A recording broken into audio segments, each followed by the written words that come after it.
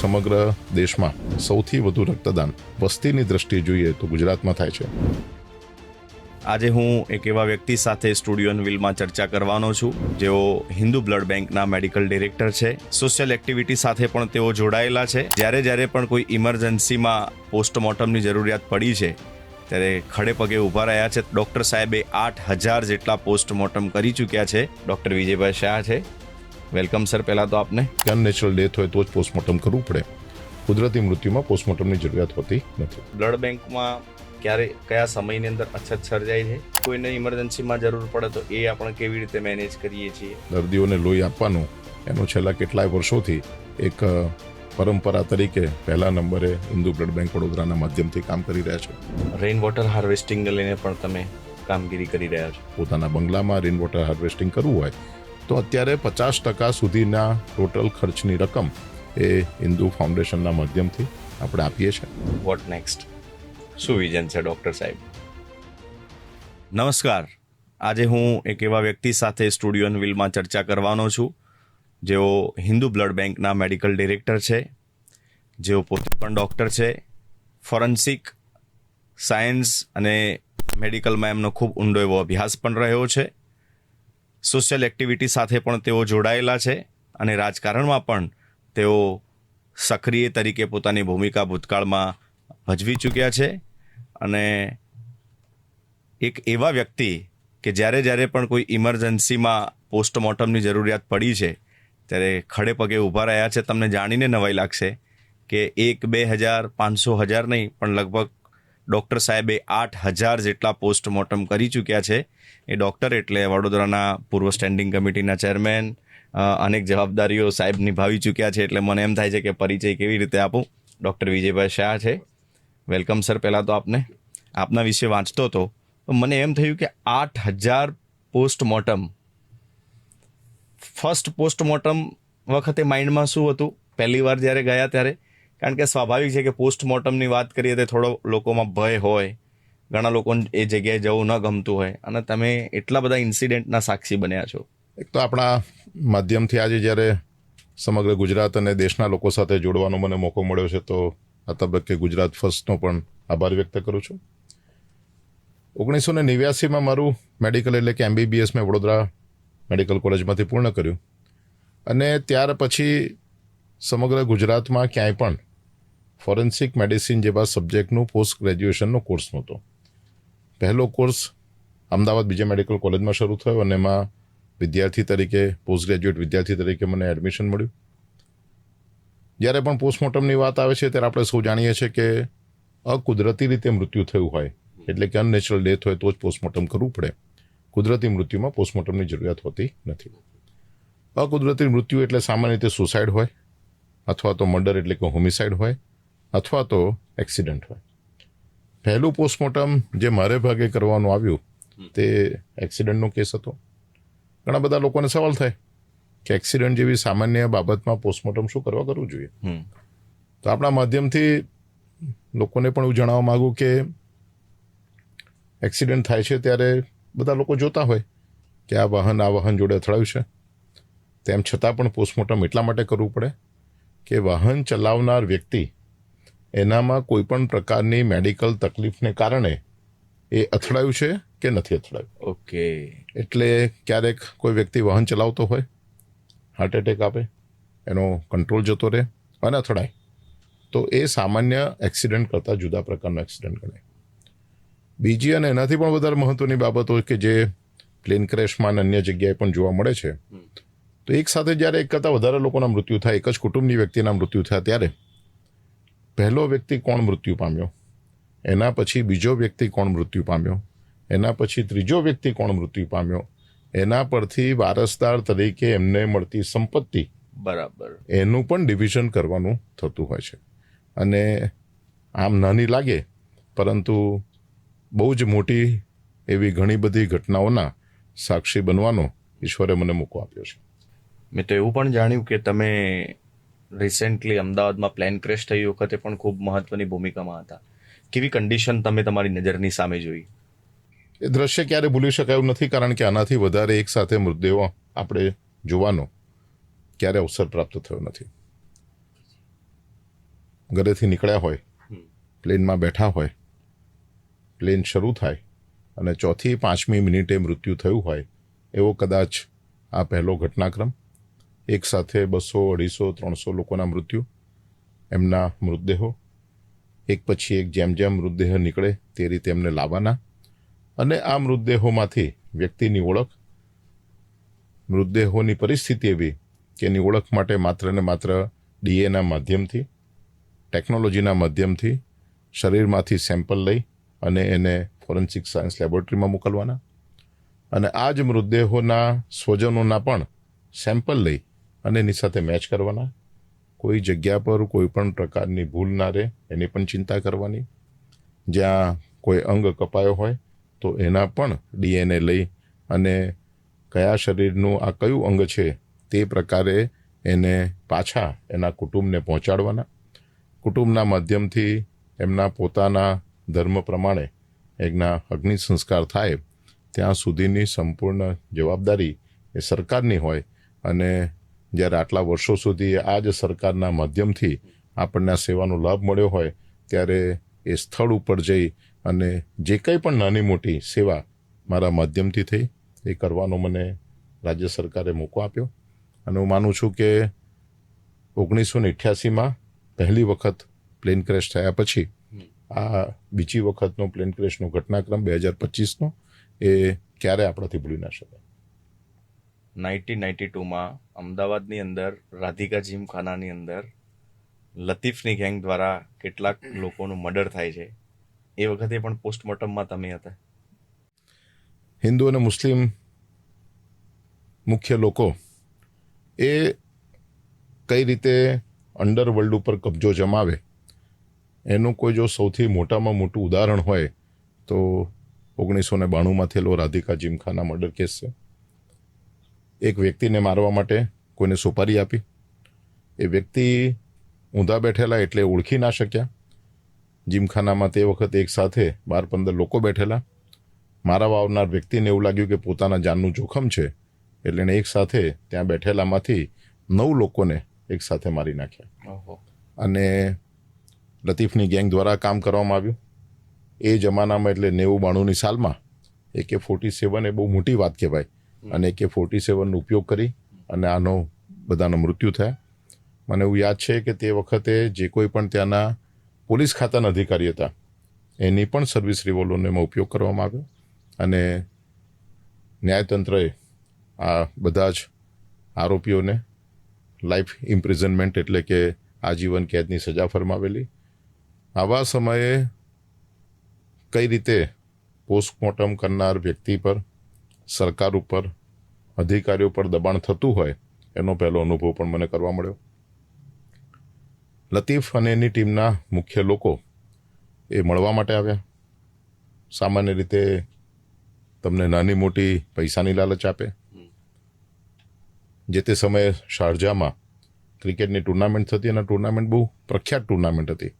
ત્યારે આ ટુર્નામેન્ટમાં તમને સાચવીને લઈ જાય, તમારા મોજ શોખ પૂરા કરે એવા પ્રકારની પણ લાલચ અને ત્યાર પછી બીજી ઘણી બધી નાની મોટી લાલચ અને ધાક ધમકીને વશ થયા વગર તે વખતના અમારા મેડિકલ કોલેજના અમારા વિભાગના વડા અને અમારી જે સમગ્ર ટીમ એમણે જે રીતે કોર્ટમાં જુબાની આપી, 5-7 વર્ષ પછી જ્યારે કોર્ટે ચુકાદો આપ્યો ત્યારે બધા જ લોકોને આજીવન જેલની સજા થઈ. પરંતુ મેડિકલ ડૉક્ટર તરીકે કામ કરતા હોય અને જો ફોરેન્સિકમાં કામ કરતા હોય બેમાં ઘણો મોટો ફરક છે એ આ ઘટનાથી આપણને જાણવા મળ્યું. એ વખતનો સમય તમે જોયો એના સાક્ષી બન્યા. કેવો સમય હતો એ વખતે? 90થી 95નો સમયગાળો એટલે કોમી આંદોલનોનો સમય. આ સમયગાળામાં સૌથી વધારે કદાચ કોમી તોફાનો થયા છે. ઘણા બધા લોકોના 2 મહિને, 3 મહિને, 4 મહિને મૃતદેહ મળે એના પણ પોસ્ટમોર્ટમ કરવાની જવાબદારી અમારા ભાગે આવતી.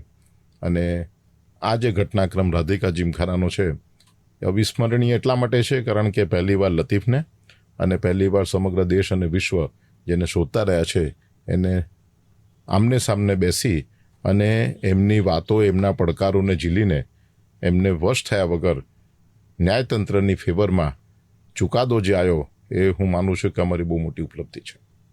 ક્યારે હાથ કાંપ્યા છે ખરી પોસ્ટમોર્ટમ કરતી વખતે? હાથ કાપવાના ત્યારે થાય કે જ્યારે આપણે ઇમોશન્સની સાથે આ કામગીરીમાં જોડાયેલા હોય, પરંતુ મેડિકલનું અમારું જે અભ્યાસ અને અમારા લોકોને જે આપવામાં આવે છે તે એક પ્રકારની ટ્રેનિંગ, એને કારણે હું માનું છું કે ક્યારે આનાથી દૂર જવાનું, ક્યારે આનાથી ડરવાનું અને ક્યારે ખોટી વસ્તુને સબમિટ થવાનું એવું ક્યારે અમે શીખ્યા જ નથી. અને એ જ વસ્તુ અત્યાર સુધી રાજકારણમાં પણ ચાલુ રહી. અને આજે આપણે જે જગ્યા પર છે, હું માનું છું કે અમારા મેડિકલના ટ્રેનિંગ એનો સૌથી મોટો કોઈ પ્રભાવ અમારા જીવનમાં પડ્યો હોય તો એ અમારા મેડિકલ કોલેજના અધ્યાપકો અને અમારા જે તે વખતના સિનિયર્સ, એમને કારણે આપણે અહીંયા સુધી પહોંચી શકીએ. એક બીજો જે પોસ્ટમોર્ટમને લઈને સવાલ પૂછું, પછી થોડોક સોશિયલ સવાલ ઉપર હું આવું. એક્ઝેક્ટલી પોસ્ટમોર્ટમ કરતી વખતે લોકોને હજી નથી ખબર હોતી કે શું થતું હોય છે અંદર. સામાન્ય રીતે જ્યારે પોસ્ટમોર્ટમ કરવાનું આવે ત્યારે કુટુંબના બધા જ લોકો એનો વિરોધ કરતા હોય, ઇન્ફ્લુઅન્સ લગાડતા હોય કે પોસ્ટમોર્ટમ ન કરીએ તો વધારે સારું.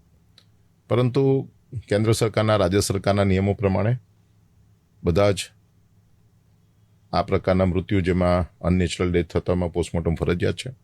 પોલીસ વિભાગ દ્વારા પોસ્ટમોર્ટમની માંગણી કરવામાં આવે છે અને રિલેટિવ્સ પાસે એવી ચોઇસ નથી કે પોસ્ટમોર્ટમ કરાવે કે ન કરાવે, કરાવવું ફરજિયાત હોય છે. કરાવવા પાછળના કારણો પણ બહુ સ્પષ્ટ છે, કારણ કે આને કારણે એક એવી આપણને માહિતી મળતી હોય છે કે આવનારા સમયમાં ગુનો રોકવા માટે પણ આ માહિતી બહુ મહત્વની હોય છે. તો જ્યારે પણ મૃત્યુ થાય અને પોસ્ટમોર્ટમ કરવા માટે પોલીસ દ્વારા કહેવામાં આવે તો સૌથી પહેલાં એ જે મૃત્યુ પામેલ વ્યક્તિ એટલે કે મૃતદેહ, એને શરીર પર પહેરેલા કપડાને કાઢી અને એને સાચવીને મૂકી રાખવામાં આવે છે કે જે ભવિષ્યમાં કોઈને કોઈ જગ્યાએ કોર્ટમાં પણ કામમાં ઉપયોગી થતા હોય છે. ત્યાર પછી એના શરીરમાં ઉપરથી નીચે સુધી, એટલે કાં તો વાય શેપ અથવા તો આઈ શેપ, એ પ્રકારનો એક સળંગ એના મૃતદેહ પર એક કાપ મૂકવામાં આવે છે. સ્પેશિયલ પ્રકારની એના માટેની ટેકનિક અને નીડલનો ઉપયોગ કરવામાં આવે છે. પછી એના શરીરના 3 કેવિટી એક પછી એક ખોલવાના હોય છે. એટલે પહેલી ચેસ્ટ કેવિટી, પછી એબ્ડોમેન કેવિટી અને છેલ્લે બ્રેઇન આ ખોલવામાં આવે છે. પહેલાં જ્યારે ચેસ્ટની કેવિટી ખોલીએ ત્યારે ચેસ્ટ આપણે જાણીએ છીએ કે એમાં ઘણા બધા હાડકાં હોય છે, એટલે હાડકાને કાપવા માટે એક સ્પેશિયલ પ્રકારના સાધનો હવે ઉપયોગ થાય છે. જે તે વખતે તો આ બધી જ વસ્તુઓ હાથથી કરતા હતા, પણ હવે એના સાધનોનો ઉપયોગ થાય છે. ઇલેક્ટ્રિકલ કટરનો ઉપયોગ કરવામાં આવે છે. તો પહેલાં ચેસ્ટની કેવિટી ખોલી એમાં હૃદયને જોવાનું, એના ફેફસાને જોવાના, એમાં કોઈ પ્રકારની મેડિકલને લગતી કોઈ બીમારી લાંબા સમયથી હોય તો એની પણ માહિતી મળે. હૃદય હોય તો હૃદય બંધ થયું હોય તો તે પણ આપણાથી જાણી શકાય.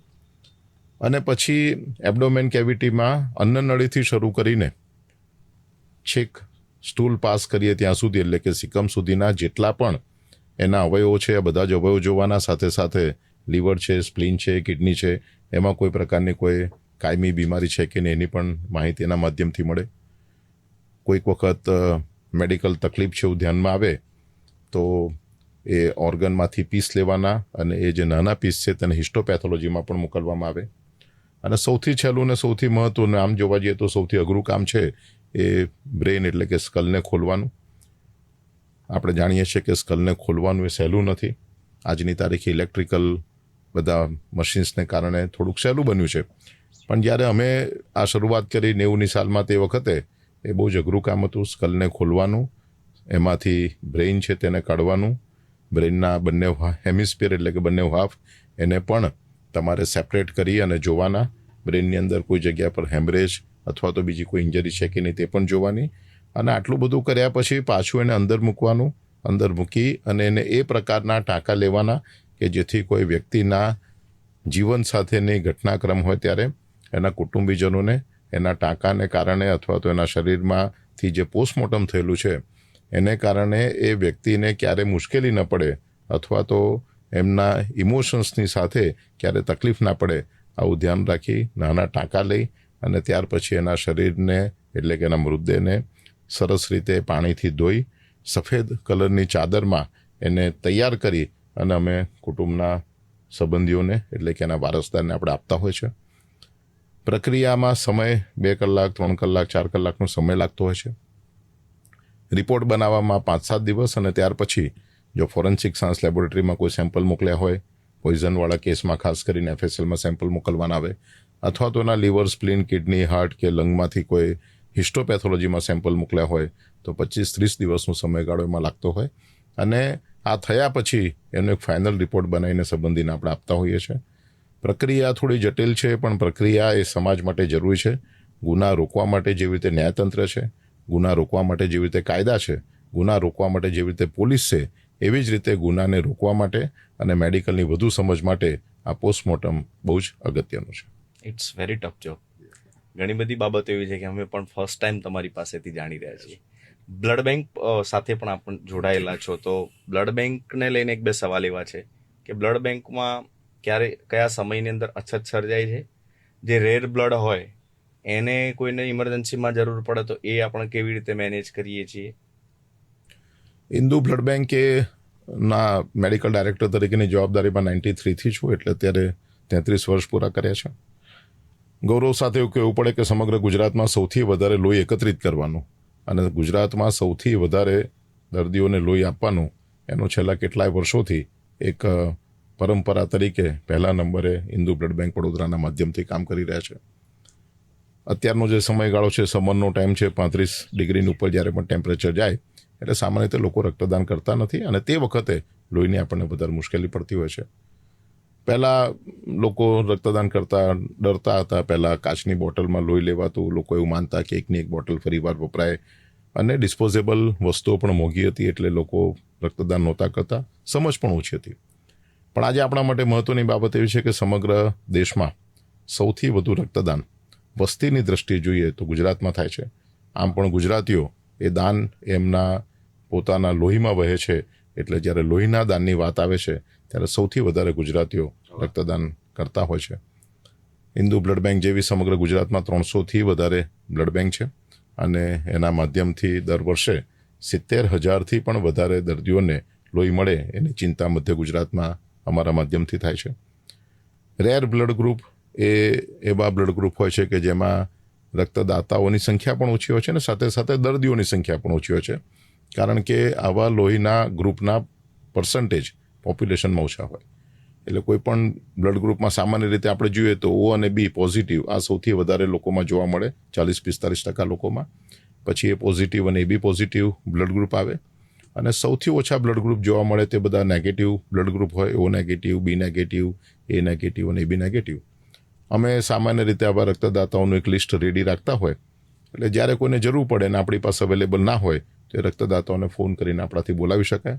24 કલાક બ્લડ બેંક બધી જ ચાલુ રહેતી હોય છે. પરંતુ 1993 16મી મે જે દિવસ અમે બ્લડ બેંકની શરૂઆત કરી ત્યારથી આજે 31મી મે 2026 ક્યારે પણ બ્લડ બેંકને લોક નથી માર્યું, ક્યારે પણ તાળું નથી માર્યું, ક્યારે પણ બ્લડ બેંક બંધ નથી કરી. ખરાબમાં ખરાબ સમય કોરોનાનો હોય, પૂરની પરિસ્થિતિ હોય, કે ભૂતકાળમાં જ્યારે કોમી તોફાનો થયા હોય, કરફ્યુ પણ લાગેલા હોય, તે સમયે પણ 24 કલાક 365 દિવસ લોકોને લોહી આપવાની સેવા એ અમારી અવિરત ચાલુ રહી છે. રેઇન વોટર હાર્વેસ્ટિંગને લઈને પણ તમે કામગીરી કરી રહ્યા છો. પાર્ટીના અધ્યક્ષ તરીકે 2025માં મારી જવાબદારી પૂર્ણ થયા પછી કોઈ નવું સામાજિક કામ આવું કરવાનો એક મને ભાવ થયો, અને માન્ય પાટીલ સાહેબ એ ગુજરાત રાજ્યના પ્રદેશના પ્રમુખ હતા, જેમના માર્ગદર્શનમાં મારે 5 વર્ષ કામ કરવાનો મને લાવો મળ્યો. જળશક્તિ મંત્રાલયના પોતે મંત્રી બન્યા, અને માન્ય મોદી સાહેબનો કેચ ધ રેઇન એ જે પ્રોજેક્ટ હતો એ પ્રોજેક્ટ એમણે ઉપાડી લીધો. સમગ્ર દેશમાં 1 કરોડથી પણ વધારે રેઇન વોટર હાર્વેસ્ટિંગના કામો કરવાના એવો એમનો સંકલ્પ હતો, અને એમના સંકલ્પને સાર્થક કરવા માટે વડોદરા શહેરમાં રેઇન વોટર હાર્વેસ્ટિંગના કામની હિન્દુ ફાઉન્ડેશનના માધ્યમથી અમે શરૂઆત કરી. પહેલાં વડોદરા શહેરના માન્ય ધારાસભ્યશ્રીઓ, સાંસદશ્રીઓ અને વડોદરાના મ્યુનિસિપલ કોર્પોરેશનના માધ્યમથી લગભગ 20 કરોડ રૂપિયા જેવા કામો એ સરકારી રાહે અને સરકારની કામગીરી પ્રમાણે થયા. અને તે વખતે એવું ધ્યાનમાં આવ્યું કે લોકોને પોતાને રેઇન વોટર હાર્વેસ્ટિંગનું કામ પોતાના ઘરે કે એપાર્ટમેન્ટમાં કરાવવું હોય, પરંતુ ક્યાંક ને ક્યાંક એમને આર્થિક તકલીફ પડે છે. આ વાત ધ્યાનમાં આવતા વડોદરા શહેરના શ્રેષ્ઠીઓ પાસે અમે ગયા, એમની પાસેથી આ કામ માટે ફંડની અપીલ કરી, અને મને કહેતા આનંદ થાય છે કે વડોદરા શહેરના શ્રેષ્ઠીઓના માધ્યમથી એક મોટી રકમ એનું કમિટમેન્ટ અમે લઈ શક્યા અને ત્યાર પછી વડોદરામાં કોઈ પણ વ્યક્તિને પોતાના ઘરે, પોતાના એપાર્ટમેન્ટમાં, પોતાના બંગલામાં રેઇન વોટર હાર્વેસ્ટિંગ કરવું હોય તો અત્યારે 50% સુધીના ટોટલ ખર્ચની રકમ એ હિન્દુ ફાઉન્ડેશનના માધ્યમથી આપણે આપીએ છીએ. 5 કરોડ રૂપિયા સુધીના કામો આ રીતે થાય એ પ્રકારની આપણે શરૂઆત કરી છે. લગભગ દરરોજ 4-5 લોકોના ઘરે રેઇન વોટર હાર્વેસ્ટિંગના કામ કરીએ. પહેલાં એ લોકોના ઘરે અમારી ટીમ વિઝિટ કરે, ટેકનિકલ ટીમ છે તે કોટેશન આપે અને કોટેશનમાં કેટલા રૂપિયા એમણે કાઢવાના અને કેટલા રૂપિયા હિન્દુ ફાઉન્ડેશન કાઢે એ નક્કી થાય. ત્યાર પછી કામ શરૂ કરીએ અને કામ પૂરું થાય ત્યારે બધા જ લોકો ભેગા થાય અને કામની એમને સમજ આપીએ. પાણીનું દરેકે દરેક ટીપું એ હું માનું છું કે આવનારા સમયમાં આપણા માટે સૌથી મોટી એક જવાબદારી છે. આપણે ઓક્સિજન લઈએ છીએ એના માધ્યમથી જીવીએ છીએ, મોટી સંખ્યામાં ટ્રી પ્લાન્ટેશન આપણે કરીએ છીએ, પણ મને એવું કહેવાનું મન થાય કે ગ્રીન કલરનું ટ્રી એના માટે જો કોઈ સૌથી વધારે ઇમ્પોર્ટન્ટ હોય તો એ બ્લુ કલરનું પાણી છે. બ્લુ વગર ગ્રીન સુધી પહોંચવાનું શક્ય નથી અને પાણીના દરેક ટીપાનો એ આપણે ઉપયોગ કરીએ. દરેકે દરેક પાણીનું ટીપું એ જમીનમાં જાય અને દરેકે દરેક પાણીનું ટીપું આવનારા સમયમાં આવનારી પેઢી માટે આપણે સુરક્ષિત રાખીએ એ અત્યારની પેઢીની સૌથી મોટી જવાબદારી છે. ત્યારે સામાજિક કાર્યકર તરીકે, પાર્ટીના પૂર્વ અધ્યક્ષ તરીકે આ કામગીરીમાં જોડાયા છે. વડોદરા શહેરમાંથી ઘણો સારો પ્રતિસાદ મળ્યો છે અને આવનારા સમયમાં પણ આ રેઇન વોટર હાર્વેસ્ટિંગનું કામ એ અવિરત ચાલુ રહે અને વડોદરા શહેરના સૌ શ્રેષ્ઠીઓનો અમને આમાં સહકાર મળે એવો અમને ચોક્કસ વિશ્વાસ છે. એક છેલ્લો પ્રશ્ન આપને પૂછું, વોટ નેક્સ્ટ? શું વિઝન છે ડૉક્ટર સાહેબનું? 1984માં મેડિકલ કોલેજમાં ભણવા આવ્યો ત્યારેથી નેતાગીરી શરૂઆત થઈ. 89માં વિશ્વ હિન્દુ પરિષદ જોડે જોડાયો. 92થી નેશનલ મેડિકોઝ ઓર્ગેનાઇઝેશન જોડે કામ કર્યું. ત્યાર પછી વનવાસી કલ્યાણ પરિષદની જવાબદારી સંભાળી. 2010માં પાર્ટીએ પહેલીવાર કોર્પોરેટર તરીકેની જવાબદારી આપી. સ્થાયી સમિતિના અધ્યક્ષ તરીકે કામ કર્યું. વચ્ચે 4-5 વર્ષના વિરામ પછી ફરીવાર અધ્યક્ષની જવાબદારી આપી અને અત્યારે વિરામનો સમય ચાલે છે એટલે ફરીવાર જ્યારે પાર્ટી જે કોઈ જવાબદારી આપે એ જવાબદારીનું વહન કરવાનું. પરંતુ રાજકીય રીતે જે આપણે કામ કરીએ છીએ તેની સાથે સાથે સામાજિક રીતે જે સૌથી મહત્ત્વના પ્રશ્નો છે એવા પ્રશ્નોમાં જ્યાં જ્યાં જરૂરિયાત લાગે ત્યાં લોકોને સાથે રાખી કોઈની પણ ટીકા કર્યા વગર અને કોઈના પણ સંશોધનોનો ઉપયોગ કર્યા વગર આપણે એ કામમાં જોડાતા રહ્યા છે. અત્યારનું લક્ષ્ય તે રેઇન વોટર હાર્વેસ્ટિંગનું છે.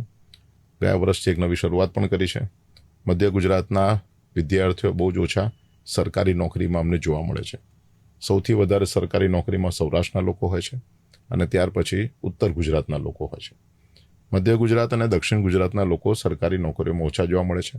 ગયા વર્ષથી મધ્ય ગુજરાતના બાળકોને જીપીએસસી માટેની ટ્રેનિંગ નિઃશુલ્ક મળે એની શરૂઆત કરી છે. સમગ્ર મધ્ય ગુજરાતના દરેકે દરેક જિલ્લામાં વિદ્યાર્થીઓની એક્ઝામ લઈ એમાંથી વિદ્યાર્થીઓને આઈડેન્ટિફાઈ કરી અને એ લોકોને આખા વર્ષ દરમિયાનમાં શિક્ષણ મળે કે જેથી આવનાર સમયમાં જીપીએસસીમાં મોટી સંખ્યામાં મધ્ય ગુજરાતના બાળકો એડમિશનના માધ્યમથી, અમારા ભણતરના માધ્યમથી એ લોકો પ્રિલિમ પણ પાસ કરે, મેઇન્સ પણ પાસ કરે અને ઇન્ટરવ્યૂ સુધી પહોંચે અને ગુજરાતના વિકાસમાં એમનું પણ યોગદાન મળે એની કામગીરી શરૂ કરી છે. હું માનું છું કે આ એક કામગીરી એ નિરંતર અવિરતપણે ચાલતી કામગીરી છે અને સમાજની સેવા માટે શિક્ષણ અને આરોગ્ય એ બે સૌથી મહત્ત્વની વસ્તુ છે અને બંને કામમાં જોડાયા છે એનો આપણને ગૌરવ છે.